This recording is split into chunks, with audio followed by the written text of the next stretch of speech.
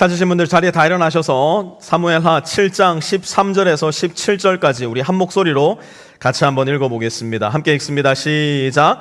바로 그가 나의 이름을 드러내려고 집을 지을 것이며 나는 그의 나라의 왕위를 영원토록 튼튼하게 하여 주겠다. 나는 그의 아버지가 되고 그는 나의 아들이 될 것이다. 그가 죄를 지으면 사람들이 저의 자식을 매로 때리거나 채찍으로 치듯이 나도 그를 징계하겠다. 내가 사울에게서 나의 총애를 거두어 나의 앞에서 물러가게 하였지만 너의 자손에게는 총애를 거두지 아니하겠다. 내 집과 내 나라가 내 앞에서 영원히 이어갈 것이며 내 왕위가 영원히 튼튼하게 서 있을 것이다. 나단은 이 모든 말씀과 계시를 받은 그대로 다윗에게 말하였다. 아멘. 자리에 앉아주시고요.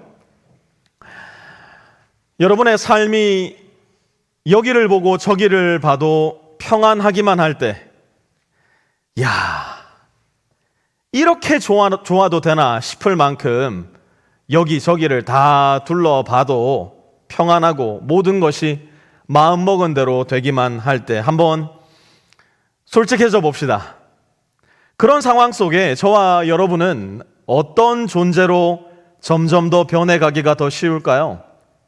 하나님께 더 감사하고 하나님을 더 찬양하고 하나님을 더 사랑하는 예수 닮은 존재로 변화될 가능성이 높을까요? 아니면 점점 더 하나님의 말씀에서 멀어지고 언제 마지막으로 기도했는지 기억도 나지 않으며 이제는 정직하게 이야기하자면 주일날 하루 교회 나오는 것조차 버거울 만큼 나는 하나님 없어도 충분히 살 수 있을 것 같아 착각하는 존재로 변화될 가능성이 더 높을까요?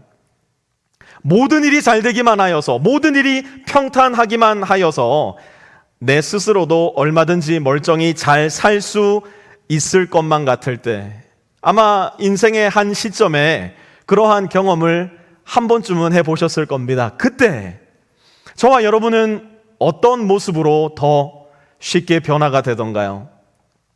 오늘 본문에도 모든 상황이 다 평탄했던 한 사람이 등장합니다. 사방을 둘러봐도 보이는 건 축복이요 평안밖에는 없었어요. 저는 저와 여러분의 인생이 이제 우리가 곧 함께 읽을 사무엘하 7장 1절의 말씀과 같은 삶이 되기를 바라는데요.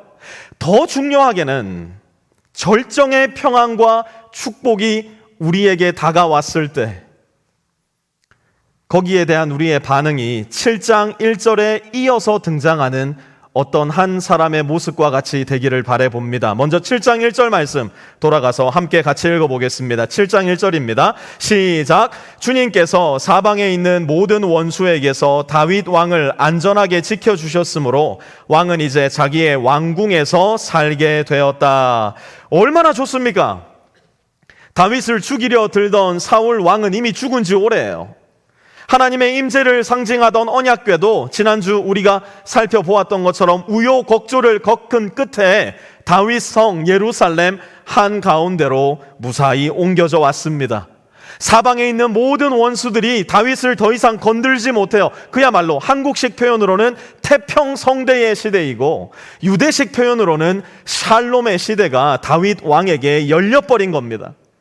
그런데 그토록 평안했던 이 시기에 평탄의 한가운데서 다윗의 마음이 못내 불편해지기 시작했어요. 그 이유가 무엇이었는가? 2절 한번 볼까요? 같이 읽습니다. 시작. 하루는 왕이 예언자 나단에게 말하였다. 나는 백향목 왕궁에 사는데 하나님의 궤는 아직도 휘장 안에 있습니다.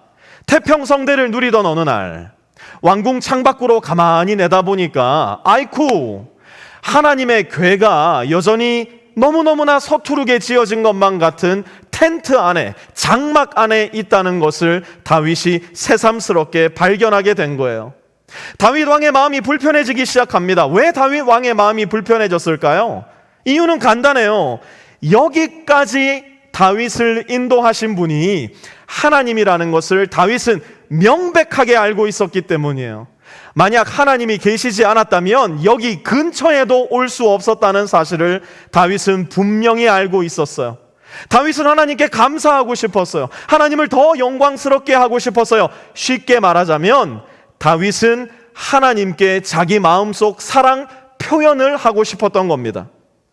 여러분, 다윗이 왜 하나님의 마음에 합한 사람이라는 별명을 얻게 된지 아십니까?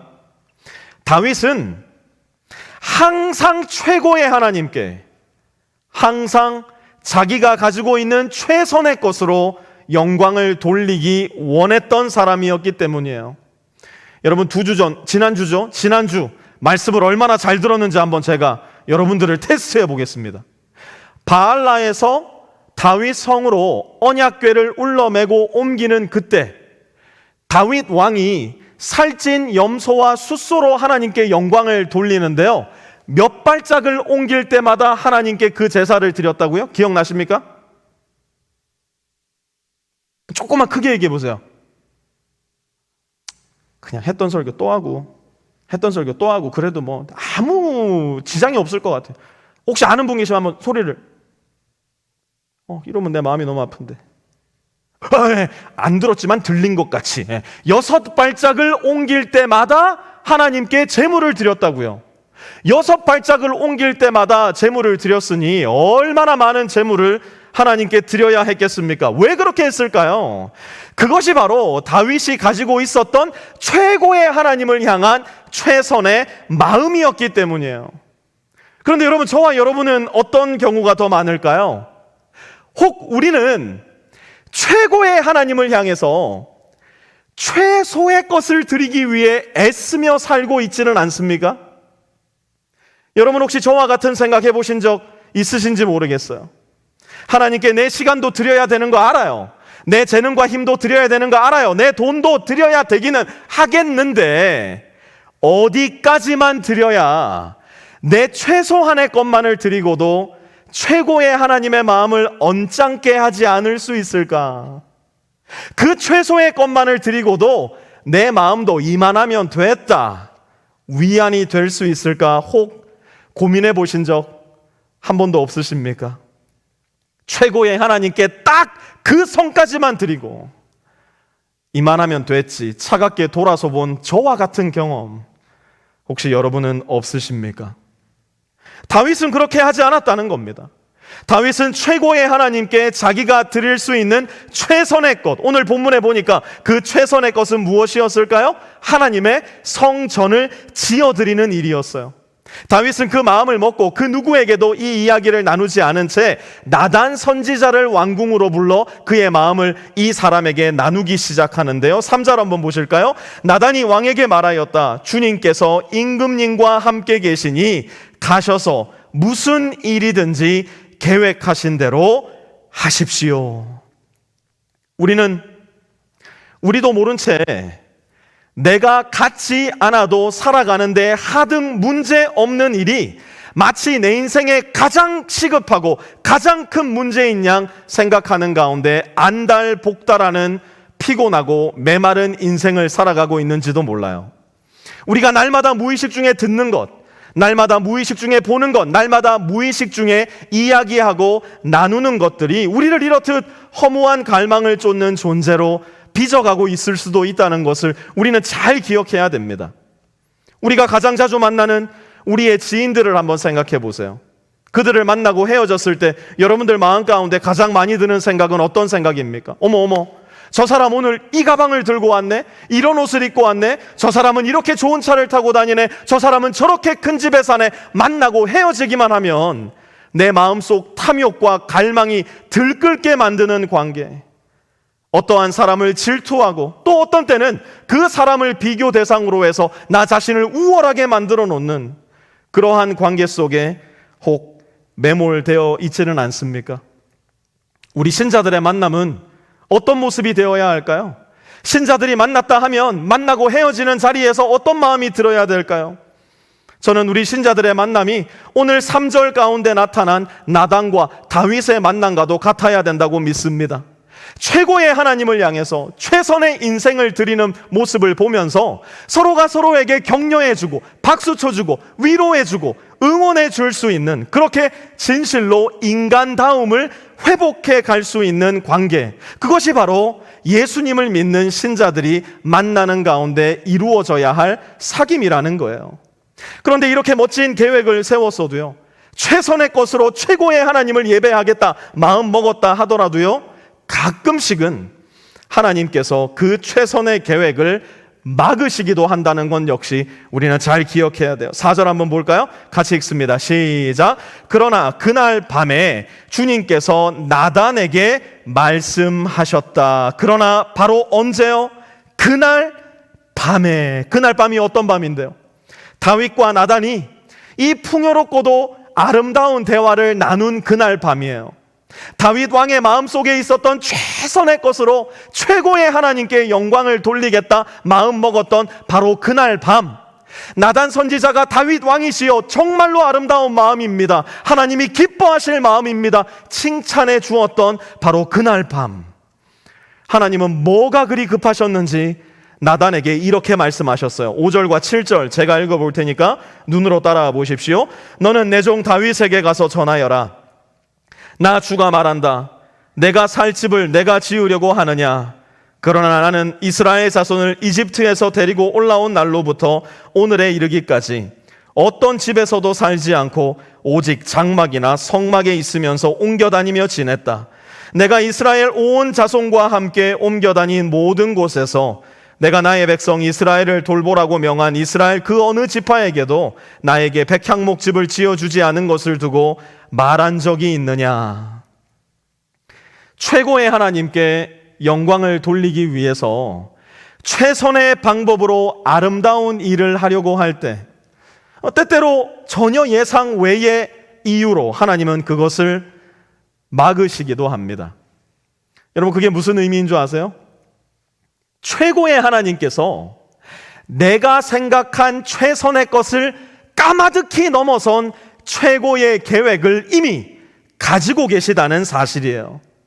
그러니까 저와 여러분 마음 가운데 있어야 할 고민은 내가 하려는 이 최선의 일, 왜 하나님께서 이것을 막으실까? 이것이 아니에요. 저와 여러분의 고민은 내가 지금 하고자 하는 이 일이 과연 최고의 하나님께 최선의 것을 드리고자 하는 것이 맞는가? 정직하게 내 자신에게 질문해 보아야 하는 겁니다. 만약 그것을 우리가 확신할 수 있다면 내가 생각한 최선의 길이 막히는 그 순간, 내가 계획한 최선의 문이 닫히는 그 순간 우리는 오히려 더 기뻐하고 즐거워할 수 있어야 합니다. 그것은 내가 생각한 것보다 훨씬 더 크고 훨씬 더 비밀스러우며 훨씬 더 놀라운 일들을 하나님께서 이미 계획하셨고 이미 그 일을 실행하고 계시다는 의미이기 때문이에요.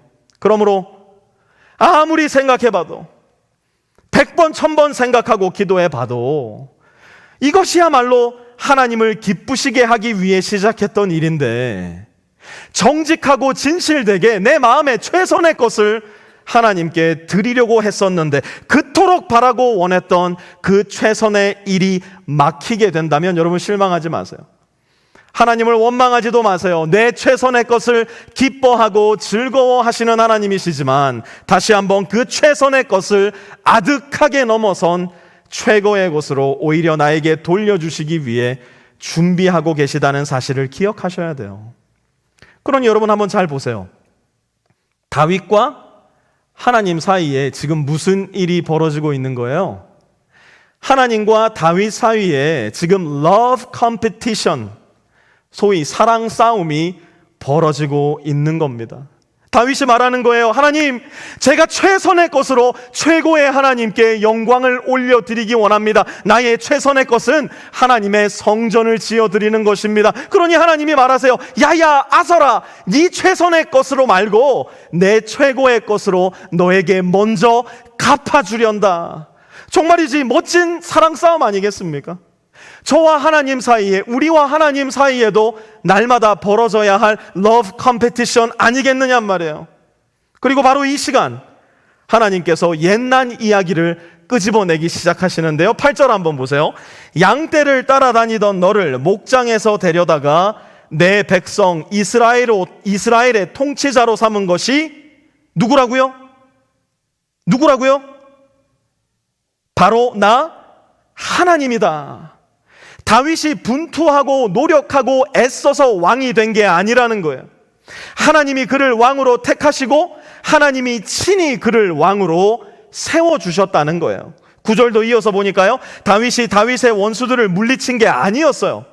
하나님이 다윗의 원수들을 물리쳐 주지 않으셨더라면 애초에 다윗은 사울에게 골백번을 죽어도 죽었어야 될 사람이라는 겁니다. 하나님은 지금 다윗의 눈을 과거로 돌리셔서 하나님께서 그의 인생을 어떻게 보호하셨고 어떻게 이끌어 오셨고 어떻게 지금의 자리에 있게 하셨는지를 선명하게 보여주신 거예요. 지금까지 다윗을 위해 하나님께서 하신 일만 해도 숨이 그만 턱 막힐 정도로 어마어마한 일이었는데 하나님은 뭐라고 하십니까? 지금까지는 아직 시작도 안 했다는 거예요. 9절 이어서 한번 보시면요, 나는 이제 너의 이름을 세상에서 위대한 사람들의 이름과 같이 빛나게 해주겠다. 10절도 보니까요, 그동안 이스라엘은 어디 한 곳에 정착해서 살았던 적이 없었어요. 늘 주위의 민족들에게 쫓겨다녔던 사람들이고요, 숨어 살았던 사람들이고 방황했던 이스라엘이었는데 그들을 어떻게 하신다고요? 그들이 자기의 땅에서 자리 잡고 살면서 다시는 옮겨 다닐 필요가 없도록 하고 이전과 같이 악한 사람들에게 억압받는 일도 어떻게 하겠다고요? 없도록 하겠다. 그리고 나서 11절 한번 봐보세요.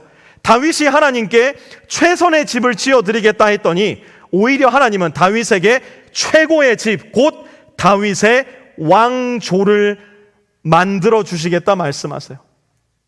그저 다윗에 대해서 끝나는 것이 아니라 12절에 이어서 보니까요, 다윗의 몸에서 나온 자손들이 대대로 이스라엘의 왕이 되어 그의 나라를 튼튼히 세워갈 거라 하나님은 약속해 주십니다. 하나님은 다윗이 왕위에서 물러나 BC 586년 바벨론이라는 나라에 의해서 남유다 왕국이 멸망하는 그날까지 지금 사무엘하 7장에서 다윗에게 약속해 주신 이 말씀을 신실하게 지켜주십니다. 자, 그런데 좀 의아한 말씀이 지금부터 등장합니다. 이제 여기부터가 저와 여러분에게는 정말 중요한 부분이에요. 그런데 이걸 대충 들으면 잘 기억이 안 나요. 잘 배울 수가 없어요. 지금부터는 정신 똑바로 차리고 집중해서 말씀 잘 들으셔야 되는데요. 13절 한번 보세요. 나는 그의 나라의 왕위를 어떻게 튼튼히 해주시겠다고요? 영원토록 튼튼하게 하여 주겠다. 16절로 내려가서 보시면 너의 집과 너의 나라가 내 앞에서 어떻게 이어간다고요? 영원히 이어간다. 그리고 너의 왕위가 어떻게 튼튼하게 서 있을 거래요? 영원히 튼튼하게 서 있을 것이다. 펜에 쓰신 분들은 꺼내셔서 영원이라는 단어의 동그라미나 밑줄을 한번 그려보세요.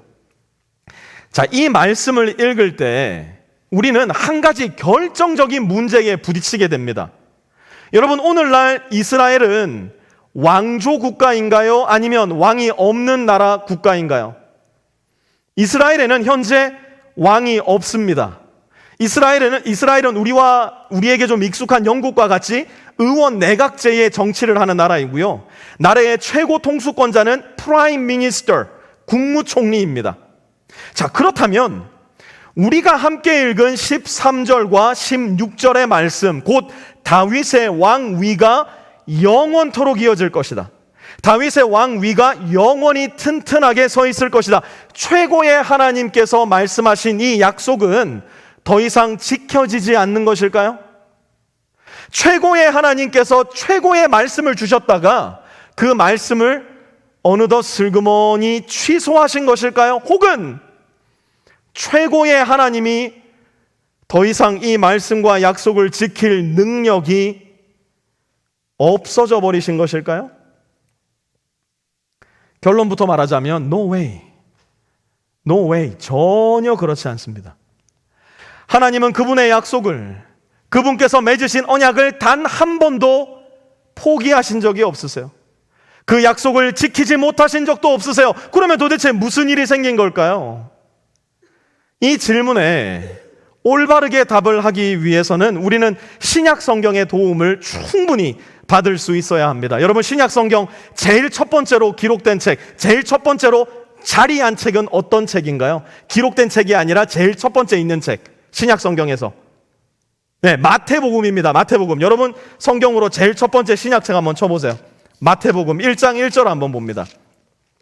여러분, 손을 오늘 본문에 넣어 놓으시고요. 마태복음 1장 1절 함께 찾아봅니다.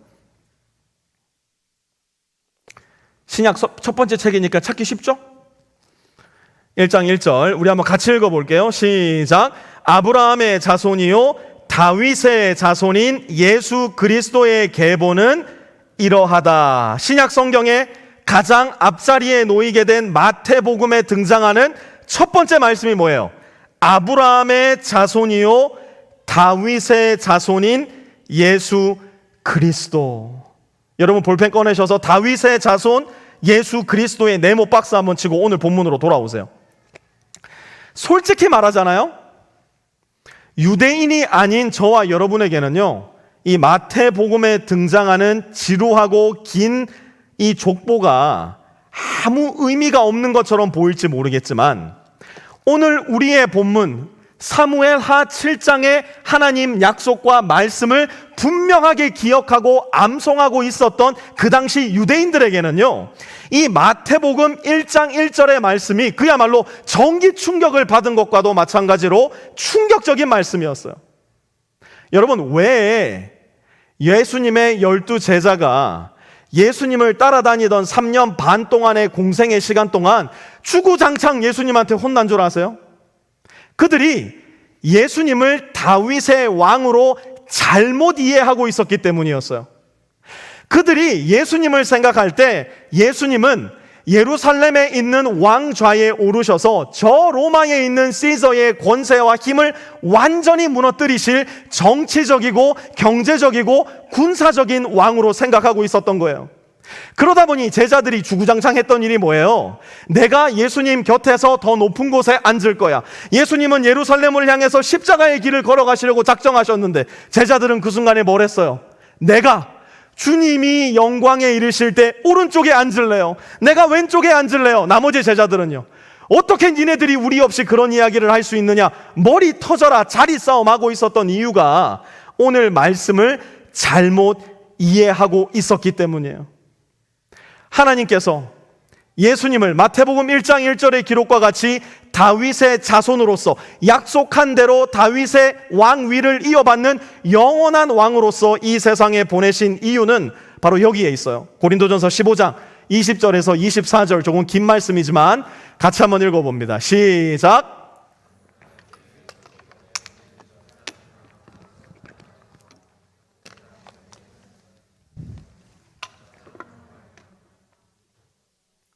또한 한 사람으로 말미암아 죽은 사람의 아담 안에서 모든 사람이 죽는 것과 같이 그리스도 안에서 모든 사람이 살아나게 될 것입니다. 그러나 각각 제 차례대로 그렇게 될 것입니다. 첫째는 첫 열매이신 그리스도요, 그 다음은 그리스도께서 재림하실 때에 그리스도께 속한 사람들입니다. 그때가 마지막입니다. 그때에 그리스도께서 모든 통치와 모든 권위와 모든 권력을 패하시고 그 나라를 하나님 아버지께 넘겨드리실 것입니다. 아멘. 하나님께서 이 세상에 다윗의 자손으로 예수님을 보내신 이유, 그것은 또 다른 다윗의 출현으로 로마 제국의 영광을 끝내고 또 다른 유대인들의 영광을 되찾아 최선의 역사를 이끌어내기 위함이 전혀 아니었어요.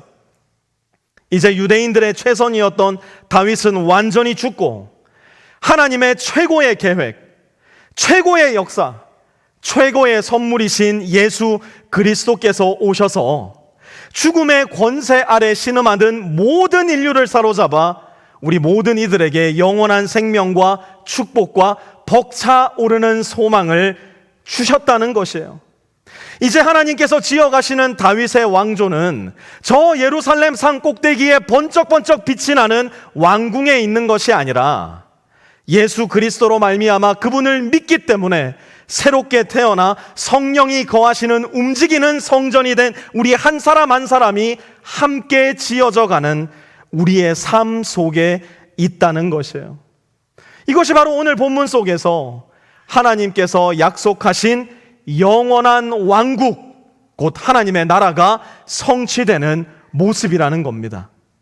여러분, 성경의 가장 마지막 책은 요한계시록이라는 책이에요. 마지막 책으로 한번 가보실까요? 그리고 마지막 장 22장으로 한번 가봤으면 좋겠는데요. 요한계시록 22장 16절 말씀입니다. 요한계시록은 성경의 가장 마지막 책입니다. 가장 마지막으로 가시면 됩니다. 요한계시록 22장 16절. 우리 한번 같이 16절 말씀 큰 목소리로 읽습니다. 시작. 나 예수는 나의 천사를 너희에게 보내어 교회들에게 주는 이 모든 증언을 전하게 하였다. 나는 다윗의 뿌리요 그의 자손이요 빛나는 샛별이다. 아멘. 여러분, 예수님이 말씀하셨어요. 나는 다윗의 무엇이라고요? 뿌리요. 여러분 잘 보세요. 뿌리는 모든 생명의 근원인가요? 아니면 모든 생명의 결과인가요? 뿌리는 모든 생명의 근원입니다. 그러니 다윗이 예수님을 있게 한 것이 아니라 예수님이 다윗을 있게 했다는 것을 지금 성경 마지막 책에 예수님께서 말씀하고 계시는 거예요. 왜요? 예수님이 다윗의 창조주이시기 때문에. 그런데 동시에 다윗의 창조주이신 예수님께서 다윗의 자손이 되셨다 말씀하시는 거예요. 왜요? 하나님께서 오늘 우리의 본문 사무엘하 7장에서 다윗에게 주신 언약을 이루시기 위해서, 사람인 우리와 똑같아지심으로 우리 모든 인류의 죄의 짐을 그 어깨 위에 온몸에 짊어지시기 위해서 창조주께서 인간이 되시는 어마어마한 겸손을 보여주신 것이에요. 최고의 하나님께서 약속하신 대로 최고의 선물을 이미 우리에게 보내어 주셨고, 최고의 하나님께서 지금 이 순간에도 비록 우리가 느끼지 못할지는 모르겠으나 최고의 사랑과 은혜의 선물을 계속해서 베풀어 주고 계시다는 사실이에요. 하나님의 언약은 변하지 않기 때문이에요. 지난 7년 동안의 시간, 최고의 하나님께서 베풀어 주신 최고의 은혜가 있었기 때문에, 물론 이런저런 크고 작은 사건 사고들 많이 있었지만 대체적으로 우리 교회도 참 평안한 시간을 보내왔습니다. 개척이 정말 어렵다는 이 프리스코에서, 목사님 사이에서 이 프리스코는 개척교회의 무덤이라는 별명을 가지고 있어요. 달라스 안에서. 우리 교회는 지난 7년 단 한 번도 빠지지 않고 하나님 앞에 최선의 예배를 드려왔습니다. 그것만으로도 참 감사하고 감격스러운 일이에요. 더군다나 주님께서는 우리에게 그레이스 교회라는 정말 그레이셔스한 교회를 만나게 하셔서 지난 7년, 여러분 한번 생각해 보세요. 거의 아무런 불편함 없이 교회를 이루어 나가는데 정진할 수 있었습니다. 그래서 우스갯소리지만 그레이스 교회 목사님들과 만날 때면 저는 늘 그렇게 농담을 했어요. 우리는 영원한 한 형제다. 우리는 영원히 죽을 때까지 함께 하는 거다. 우리가 남이가. 제가 농담을 하기도 했습니다. 참 재미있고도 신비하게 사무엘하 7장을 공부하는 이번 주 수요일, 그러니까 4일 전이죠. 그레이스 교회 목사님들에게 공문이 왔어요. 공식적으로 이 교회 목회자들과 만나기를 원합니다. 만남을 갖고 이야기를 나누는 중에 이제는 충분히 성장한 우리 교회가 이제 다른 교회 처소를 찾고 또 이 공간과 시간에 더 작고 힘든 교회를 인큐베이트하고 싶다는 이야기를 듣게 되었습니다. 거칠게 이야기하자면 이 좋은 예배 처소에서 이제 우리는 쫓겨나게 된 거예요. 아유, 그 얘기를 딱 듣는데 머리가 이렇게 소리가 들려가지고 뭘 어떻게 대답을 해야 될지 잘 모르겠더라고요. 솔직히 좀 심란했습니다. 솔직히 배신감도 느껴졌어요. 작년 크리스마스 때 우리 강유일 전도사님이 아마존 초이스에서 고른 23불짜리 만년필을 7명의 목회자에게 선물하는 바람에 이것 때문에 쫓겨나는구나 싶어가지고 강유일 전도사님을 불러 다음부터는 수준을 높이자 이야기를 하기도 했습니다. 그런데요, 오늘 본문을 계속 묵상하고 읽고 연구하는 중에 하나님께서 이번 주에 우리 교회에 일어날 이 일을 위해서 특별히 이 본문을 우리 교회에 선택해 주셨다는 생각이 든 거예요. 제가 뭐 그런 걸 알고 이 본문을 선택한 게 아니었거든요. 우리가 다윗 시리즈를 무슨 계획을 가지고 한 게 아니었거든요. 사사기 공부하고 있어야 되는데, 우리가 생각한 최선의 시나리오, 제가 늘 생각했던 최선의 시나리오는 여기에 머물면서 가장 편안하고 가장 안락한 환경을 누리는 것이었는지 모르겠으나 최고의 하나님께서 생각하시는 최고의 시나리오는 여기가 아니었구나. 하나님은 우리보다 훨씬 더 좋은 계획과 뜻하심을 가지고 계시는구나 생각해 보게 되었어요. 이제 앞으로 우리 빛의 교회가 어디에서 어떤 방법으로 존재해 나가게 될지 저는 아직 잘 모르겠습니다. 목회자 3명을 중심으로 3개의 가정교회를 하게 될지, 이름 모를 자선사업가의 도네이션으로 우리도 정말 좋은 교회 공간을 준비하게 될지, 이것도 저것도 아니라면 이제는 겸허한 마음으로, 겸손한 마음으로 한 지역교회로서의 수명을 다하게 될지도 저는 잘 모르겠어요. 아직 이곳에 머물 시간이 좀 많이 남아 있습니다. 지금 당장 나가는 거 아니에요. 막 한 달 뒤에 나가고 그런 거 전혀 아닙니다. 하지만 이제 우리 교회는 가장 편안했고 가장 안락했던 인큐베이터의 시기를 지나서 어쩌면 조금은 더 모험적이고 조금은 더 창의적이며 가장 중요하게는 우리의 아버지 되신 하나님 한 분만을 더 의지해야 되는 가장 중요한 시기에 와 있다는 생각이 듭니다. 분명한 것은 뭔 줄 아세요? 우리가 생각하는 최선의 것을 우리가 알고 믿고 사랑하는 최고의 하나님께 아낌없이 드리기로 결단하고 또 결단하고 거듭 결단하며 살아갈 때 우리가 믿고 아는 최고의 하나님께서는 우리의 최선을 까마득히 넘어서는 것으로 우리를 채우시고 우리를 놀라게 하시고 우리를 충만케 하신다는 사실입니다. 이것은 내 개인적으로도 적용되는 이야기이고요, 한 지역교회 공동체로서도 적용되는 이야기입니다. 우리의 최선이 막히고 하나님의 최고가 시작되려는 그 순간, 여러분 이거 잊지 말고 갑시다. 저와 여러분이 해야 되는 일은 바로 이거예요. 18절 우리 한번 같이 읽어봤으면 좋겠는데요, 오늘 본문 18절입니다. 같이 읽습니다. 시작. 다윗 왕이 성막으로 들어가서 주님 앞에 꿇어앉아 이렇게 기도하였다. 주님 앞에 꿇어앉아 잠잠히 기도하는 사람들이 되는 것. 내 길이 막히고 하나님의 길이 열리기 시작할 때, 나의 최선이 끝나고 하나님의 최고가 시작되려는 바로 그 순간, 우리가 해야 할 일은 주님 앞에 잠잠히 무릎 꿇고 앉아 주님을 바라고 주님을 기대하고 주님께 기도하는 겁니다. 지나온 시간을 돌아보며 하나님께서 나의 인생을 어떻게 지키셨나, 지나온 세월을 돌아보며 주님께서 어떻게 나를 여기까지 이끌어 오셨나 치밀하게 추적하고 돌아보는 가운데 하나님께 감사하는 겁니다. 더불어 앞으로도 지켜주시고 앞으로도 인도해 주실 하나님을 여전히 믿음으로 말미암아 나의 최선이 막히더라도 하나님의 최고가 내 앞에 머지않아 열리게 될 것을 기대하며 살아가는 겁니다. 왜 그렇습니까? 나의 최선이 가로막히는 바로 그 순간, 우리의 최선의 시나리오가 끝장나는 바로 그 지점에서라야 비로소 하나님이 써내려 가시는, 하나님이 그리시는 최고의 이야기, 최고의 시나리오가 드러나고 시작되기 때문이에요. 하나님은 다 계획이 있으십니다. 엔간하면 아멘 안 시키는데요, 아멘 하시기를 바랍니다. 하나님은 다 계획이 있으십니다. 우리 그 계획 생각하시면서 이 시간 잠시 기도하는 시간 갖기 원하는데요, 나의 계획이 막히고 나의 최선이 끝장이 날 때 그 순간 기억하시기 바라요. 아, 최고의 하나님께서 최고의 계획을 이미 실행하고 계시는구나.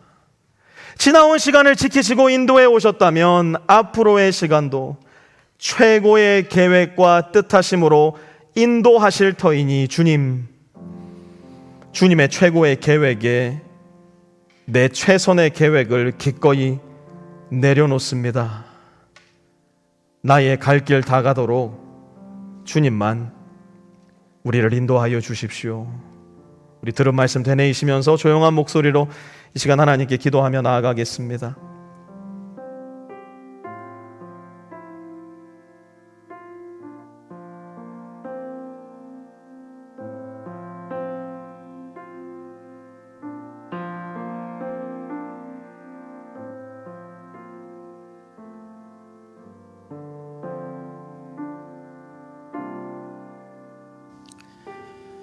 하나님, 나의 최선의 계획이 끝나는 바로 그 지점을 오히려 기뻐하는 주님의 자녀들이 되게 하여 주십시오. 내 최선의 문이 열리지 않더라도 그 너머에 내가 생각지도 못했던 하나님의 최고의 길이 예비되어 있음을 믿을 수 있도록 도와주시고, 그리하여서 나의 최선의 길을, 나의 최선의 이야기를, 나의 최선의 그림을 치워버리고 애초부터 주님 앞에 백지를 내어놓을 수 있는 주님의 계획은 무엇입니까? 주님의 시나리오는 무엇입니까? 주님은 무슨 그림을 그려나가길 원하십니까?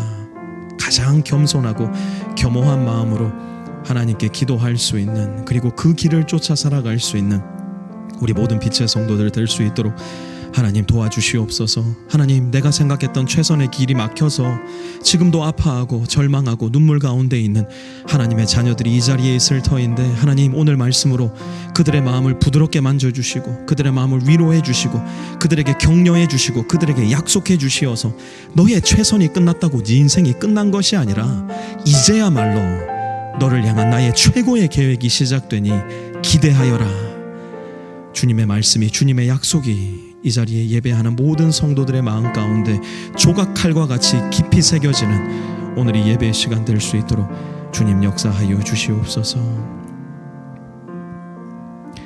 하나님, 내 최선의 계획이 막혔다는 것이 하나님이 우리를 사랑하지 않으신다거나 하나님이 우리를 외면하신다거나 하나님이 우리에게 관심이 없으시다는 의미가 아니라는 것, 하나님 우리 잘 기억하기 원합니다. 오히려 우리가 생각한 그 최선의 것보다 훨씬 더 좋은 것으로, 훨씬 더 아름다운 것으로, 훨씬 더 우리 마음 가운데 하나님을 향한 더 큰 영광과 찬양을 불러낼 만한 것으로 하나님이 준비하고 예비하고 계시다는 사실을 우리가 늘 기억함으로 말미암아 오히려 내 최선의 계획이 막힌 바로 그 지점에서 하나님을 더 기뻐하고 하나님을 더 즐거워하며 하나님을 더 기대하는 가운데 우리의 유일한 신 되시고 하나님 되신 삼위일체의 하나님을 더 깊이 더 진실되게 믿고 의지할 수 있는 우리 모든 빛의 성도들의 삶이 될 수 있도록 주님 역사하여 주시옵소서. 감사를 드리며 우리 주 예수 그리스도의 거룩하신 이름 받들어 간절히 기도드려 싸움나이다. 아멘. 우리 자리 다 일어나셔서 이 찬양 들은 말씀 기억하시면서 하나님께 올려드립니다. 나의 갈 길 다가도록 예수 인도하시니 내 주 안에 있는 긍휼 어찌 의심하리요. 믿음으로 사는 자는 하늘 위로 받겠네. 무슨 일을 만나든지 만사 형통하리라. 무슨 일을 만나든지 만사 형통하리라. 나의 갈 길 다가도록 예수인. 어려운 일 당한 때도 족한 은혜 주십니다. 일 당한 때도 족한 은혜 주시네. 나는 심히 고단하고 영혼 매우 갈라나. 나의 앞에 반석에서 샘물 나게 하시. 나의 앞에 반석에서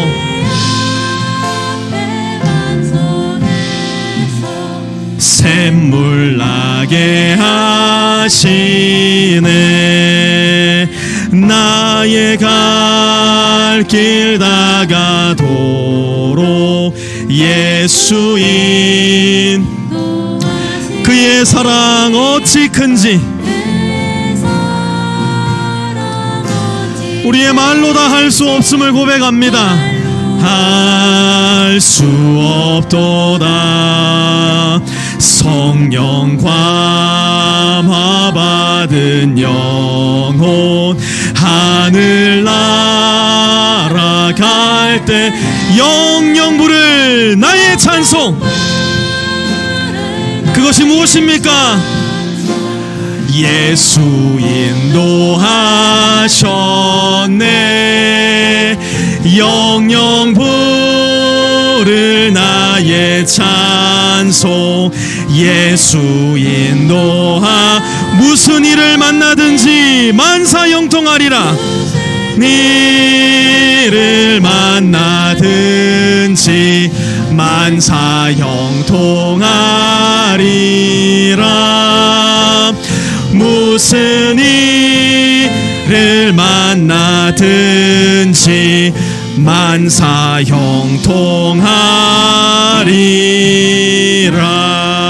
만사형통하리라. 이제는 우리 주 예수 그리스도의 은혜와 하나님 아버지의 무한하신 사랑하심과 성령의 내주교통하심이 오늘 이 자리에 머리 숙여 하나님께 예배하며 내 최선의 것이 가로막히더라도 예 주님, 최고의 하나님께서 최고의 시나리오를, 최고의 그림을 그리고 계심을 압니다. 그러므로 무슨 일을 만나든지 만사형통할 것입니다 고백하는 가운데 하나님의 교회를 떠나가는 우리 모든 빛의 성도들 머리 위에와 그들의 가정 위에, 직장 위에, 기업 위에, 학업 위에 모든 관계